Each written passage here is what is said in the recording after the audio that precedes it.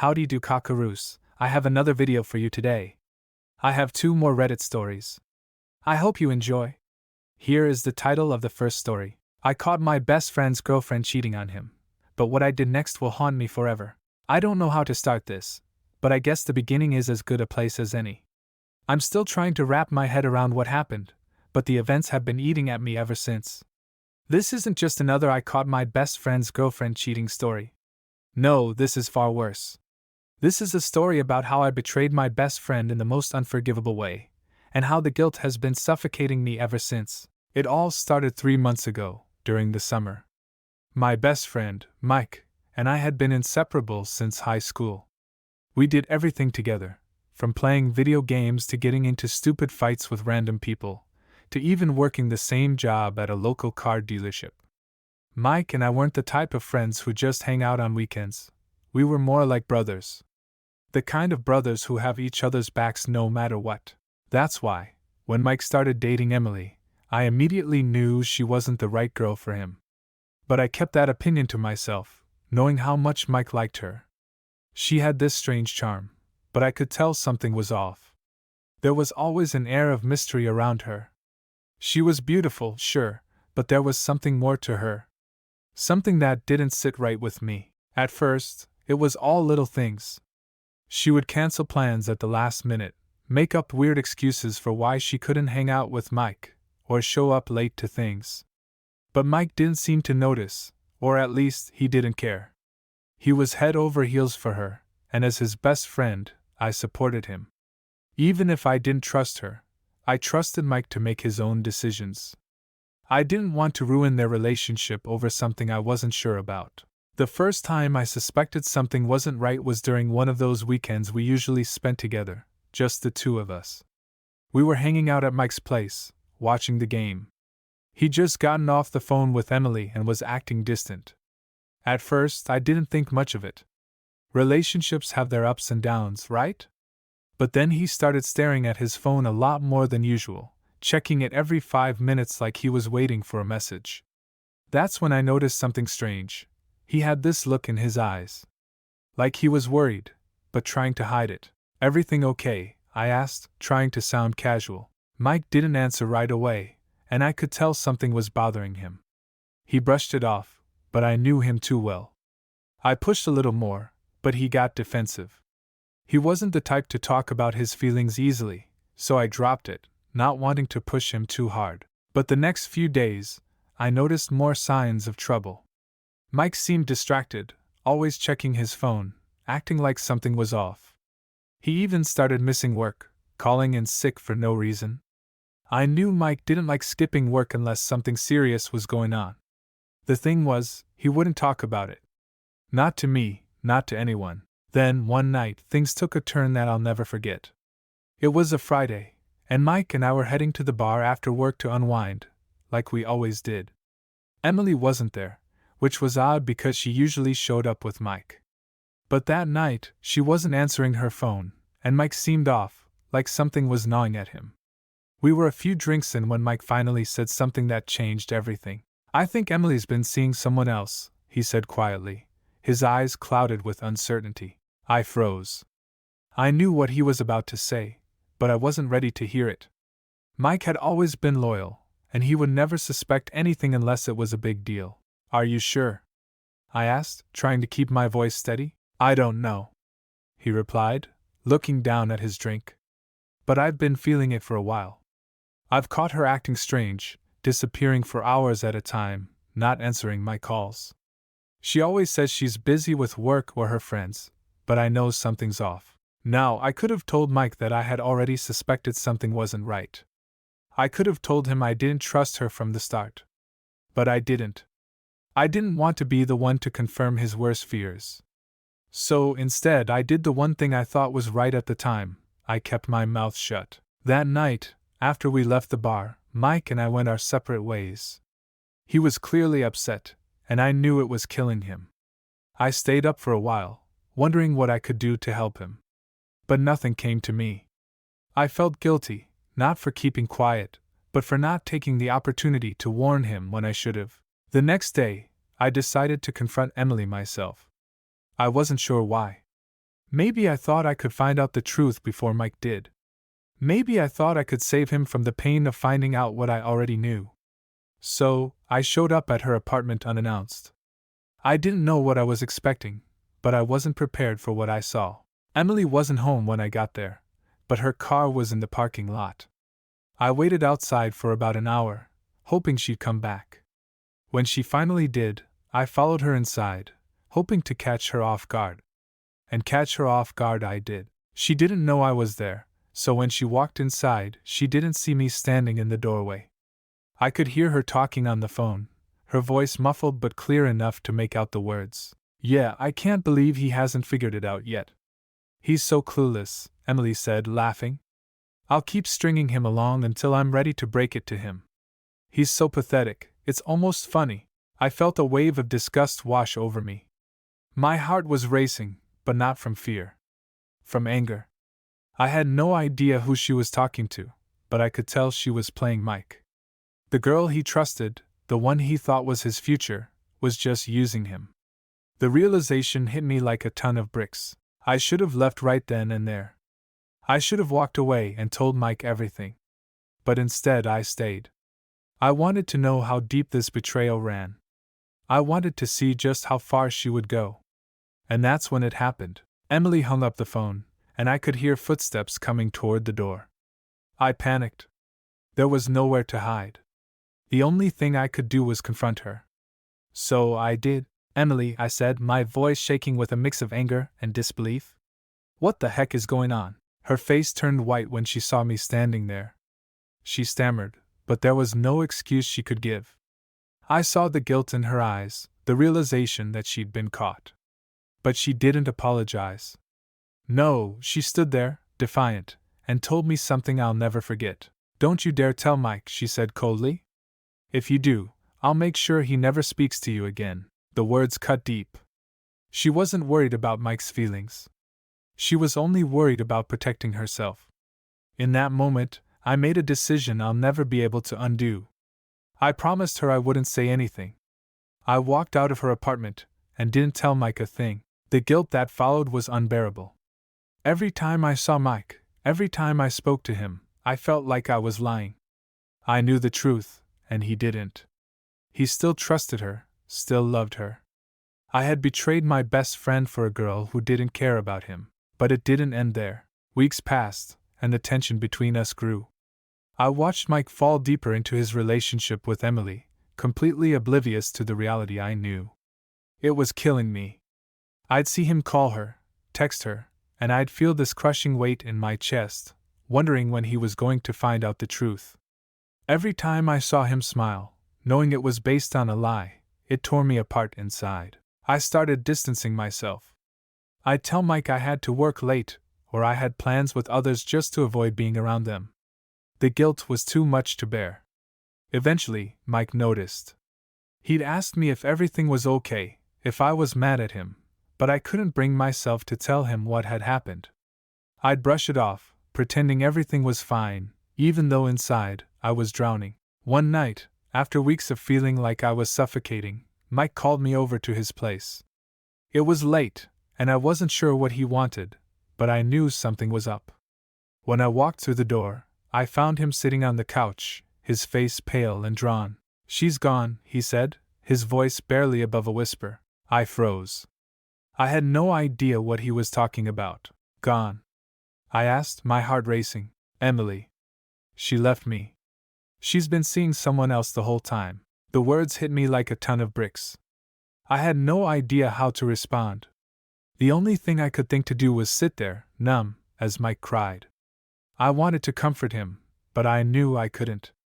I couldn't be the one to console him when I was the reason he was in this pain. The guilt was unbearable. I didn't say anything that night. I just stayed with him as he processed everything. But the weight of what I had done, what I had failed to do, crushed me even more. I should have told him sooner. I should have saved him the heartbreak. But I hadn't. And now, our friendship was broken. We haven't spoken since. I can't face him. I don't expect forgiveness. I don't even deserve it. But I had to tell someone. I had to let this story out, even if it doesn't change anything. If you ever find yourself in a situation where you can protect your best friend, do it. Don't be weak like I was. Don't let someone else's manipulation lead you down a path of regret. I lost my best friend, and I'll never get him back. That is the end of the first story. What an evil woman. The idea of having someone you love but them secretly doing whatever they want, then they get caught, and they don't even care about your feelings. They are just upset that they got caught. That would absolutely destroy me. If I were this guy, I'm not sure what I would do though. The woman had some type of plan to maybe put the blame on him, or accuse him of partaking. Maybe say you won't tell, then try and get evidence against her. God, what a despicable woman. I hope you guys and gals don't have to deal with a partner like this. No one deserves that. Let's get to the next story. Here is the title. My college roommate was living under a fake identity for years. What I discovered left me shaken. I never thought I'd be the kind of person who'd share something so personal with strangers, but what happened to me needs to be told. It's not the kind of thing you expect from your roommate, especially when you've known them for almost 2 years and everything seems perfect on the surface. I don't know if it's catharsis or just sheer disbelief, but I need to get this off my chest. It's been months now, and I still can't wrap my head around what happened. It all started freshman year. I was a shy, introverted girl who kept to myself, hiding in my books or taking late-night walks to clear my head. I never had many friends growing up, and the idea of suddenly sharing a tiny dorm room with someone I didn't know terrified me. What if they judged me? What if they were one of those people who only cared about their social media presence and could never understand someone who just wanted to blend in? But then there was Jess. When I first met Jess, I thought she was the embodiment of everything I wasn't. Confident, outgoing, and somehow always surrounded by a group of friends. She had this magnetic energy about her that made you want to be around her. It didn't take long before we became close, and I'll admit, I was grateful to have someone like her in my life. She made me feel included, and that was a new experience for me. We would talk about anything and everything, our classes, our pasts, our ambitions. There was always a sense of ease with her, and I thought she felt the same about me. But then the oddities started. It was subtle at first, just tiny things that didn't make sense, little cracks in her perfect persona. She mentioned her family, but when I asked her to elaborate, her answers were always vague, like she was brushing me off without meaning to. One time she spoke about her older brother, but when I asked how old he was, she couldn't remember. It was strange, but I just chalked it up to her being a bit scatterbrained. Still, I trusted her. She was my best friend in college, after all. I would stay up late talking with her, confiding in her about my insecurities, my dreams, and my fears. Jess would always listen, offering advice that made me feel like everything would be okay. She made me feel seen, like I finally mattered. I never questioned her intentions. Still, I trusted her. She was my best friend, and it was a Thursday, and I had finished my classes early. Jess was out with some of her friends, so I figured it would be the perfect opportunity to have some time to myself. I returned to our dorm room, planning to read a book and relax for a bit. When I opened the door, something wasn't right. Jess wasn't there, but her laptop was open on her desk, and the screen was filled with what looked like a private social media account. Normally, I wouldn't have thought twice about it. After all, I had no reason to suspect Jess was hiding anything from me. But something about the way the page looked caught my attention. The account was under a name I didn't recognize, Olivia Hart, not Jess Miller. It was strange, but the real shock came when I started scrolling through her posts. They weren't just normal social media posts. There were pictures of a younger Jess, yes, but they weren't the happy college pictures I was used to seeing. They were from her childhood, from when she was much younger, maybe 10 or 11 years old. The background was unsettling, dark, shadowy places I didn't recognize. And then, there were the messages in the comments. They weren't friendly. "You can't hide forever. We know where you are." I froze. I couldn't breathe. The room suddenly felt suffocating. I clicked on her old photos, trying to piece it together, but the more I scrolled, the more I realized how little I knew about my best friend. Just as I was about to close the laptop and pretend I hadn't seen anything, I heard the door creak open behind me. I turned to see Jess standing there, her face pale, her eyes wide with panic. She had caught me. For a few seconds neither of us spoke. The silence between us felt heavy, suffocating, and I knew I had to say something. Jess, what is this? My voice was shaky, more uncertain than I had ever felt. Her eyes darted around the room, avoiding mine. You shouldn't have seen that, she whispered, her voice breaking. I didn't want you to know. I couldn't understand. Who was Olivia Hart?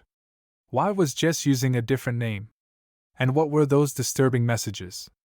The questions piled up, but I didn't know where to start. I need to know what's going on, Jess. Why were you hiding this? I asked, my voice almost pleading.